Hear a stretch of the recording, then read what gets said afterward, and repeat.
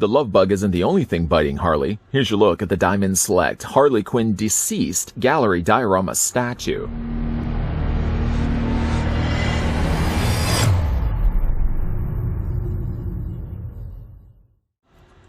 What happens to the world's finest if the world ends? With death spreading across the planet, who will live and who will turn in this apocalyptic tale of heroism, sacrifice, and annihilation? Fighting time each other and all of humanity, Earth's greatest heroes must rally together for what may very well be their last chance to save the world from the most terrible plague humanity has ever seen.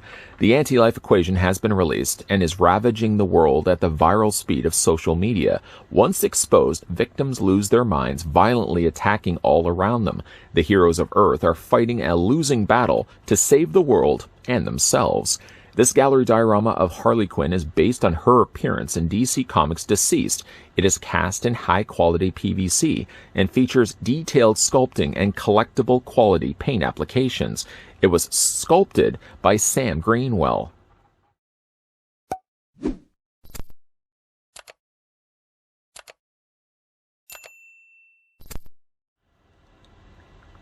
Before we start the review of the DCeased gallery diorama statue of Harley Quinn, obviously the first thing we're going to want to do is figure out how tall the statue actually stands. While I'm getting these all in order, the calculations that is, I'd like to thank the folks over at Diamond Select that provided this sample of DCeased Harley Quinn that we could have a look at in this review. She should be available right now. Like I said, we're going to take the tape measure right to the very top of her head, and that seems like a good place right there. The statue of Harley Quinn from the DCeased line stands 7.8 inches in height. Quickly, let's switch that over to centimeters, revealing that the statue is almost 20 centimeters tall. The statue is based on a variant cover of DCeased #1 by Miko Soyun. Though on the cover, Harley Quinn is still in this pose like this, blowing the kiss, but behind her is a pair of bloodied lips. Short of them actually having the bloodied lips just floating in space, instead they sculpted the statue with the same pose for Harley Quinn, but instead having her standing in front of a chain-link fence.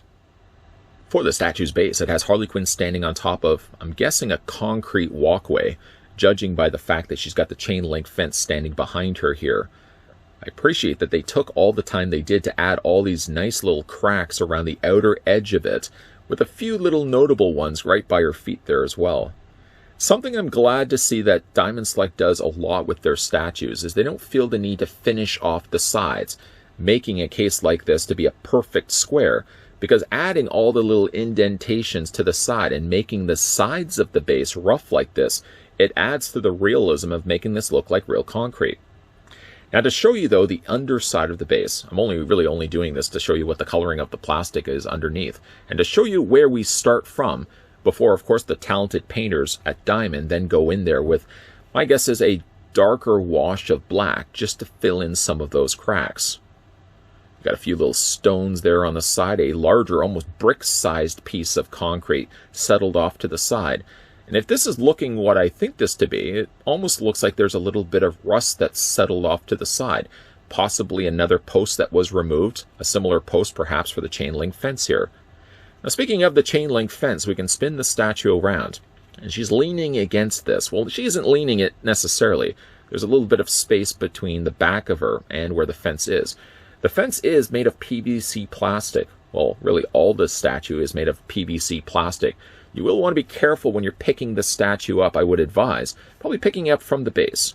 If you're picking it up from here, for example, you can see how putting in just a little bit of pressure by my finger here has indented that plastic. You really don't want to cause damage to that. So again, when you're picking the statue up, probably a good idea to pick it up from the base. Spending a little bit more time looking at the fence, though, I wanted you guys to see all the nice rust paint that they added to the sides. This brown, and it's only mostly here where the links are attached to the posts.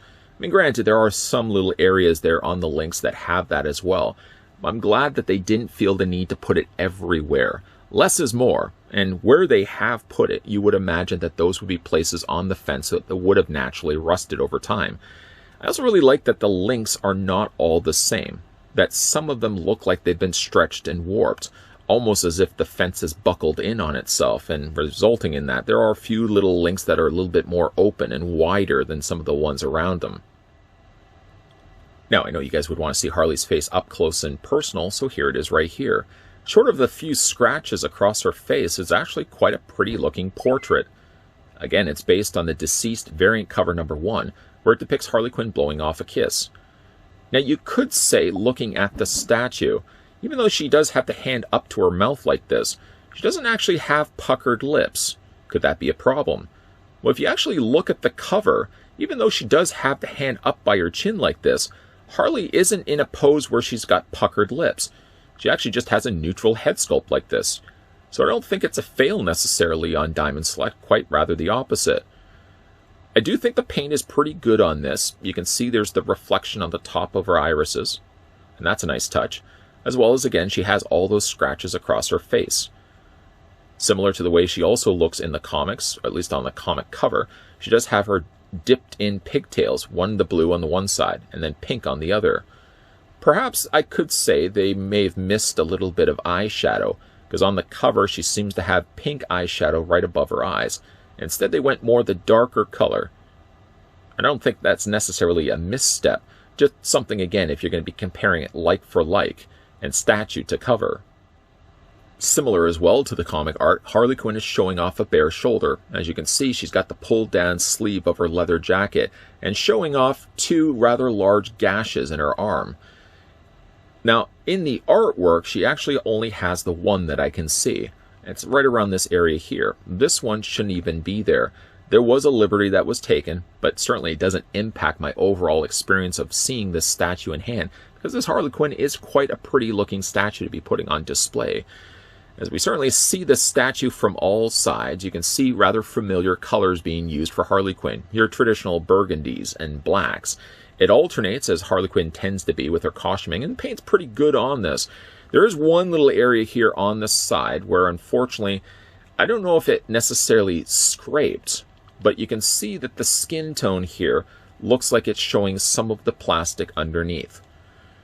I mean, one good thing is that the angle that this is going to be on anyways, to see that part of the statue, I'm going to have it facing this way anyways, or this way anyways, so I'm not really going to see it.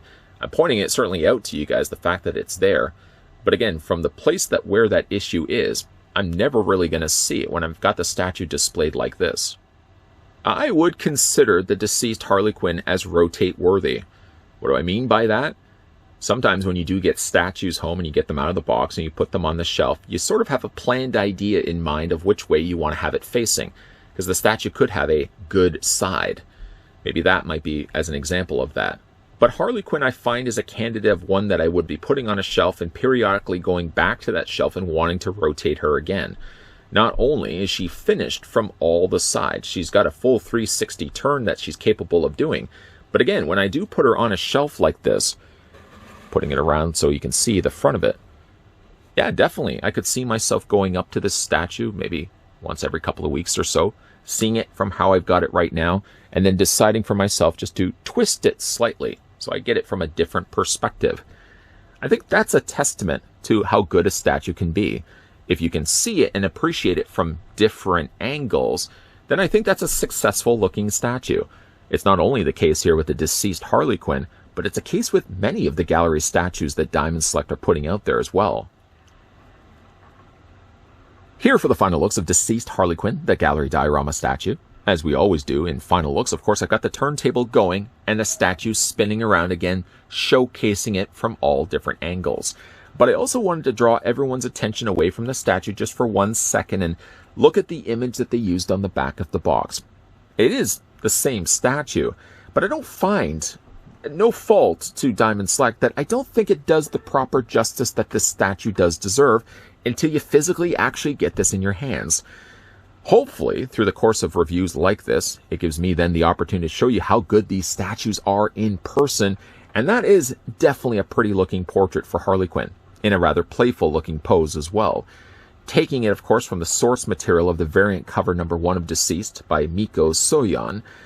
She is a little bit different. There's some liberties that were taken. The fact that she doesn't have, certainly on the cover, she's in a black voided background with a bloodied pair of lips behind her.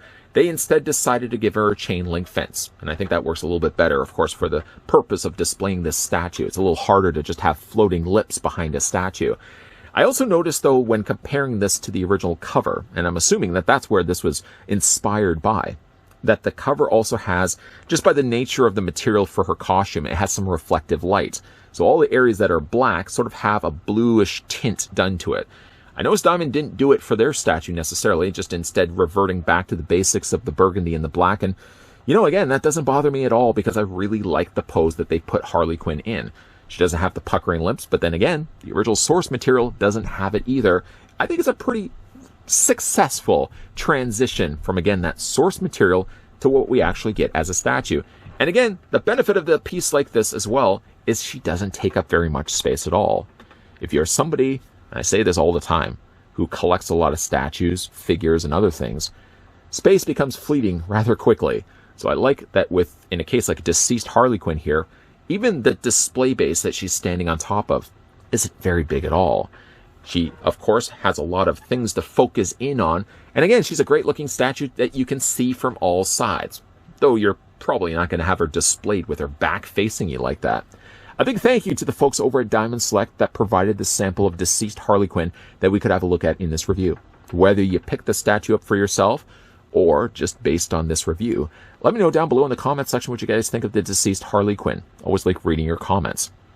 If you guys are also new to this channel, and I just hope that you guys are enjoying the content that I've been putting out, that make sure you hit the subscribe button down below, that you're as well turning on the bell notification, and that you're as well coming back to this channel regularly, because yes, we will be looking at more Diamond Select releases. Yes, we will be having a look at more gallery statue releases. Yes, we will be looking at more. Just say more. There's lots of stuff coming your way, guys. So as always, thanks for watching. See you guys next time.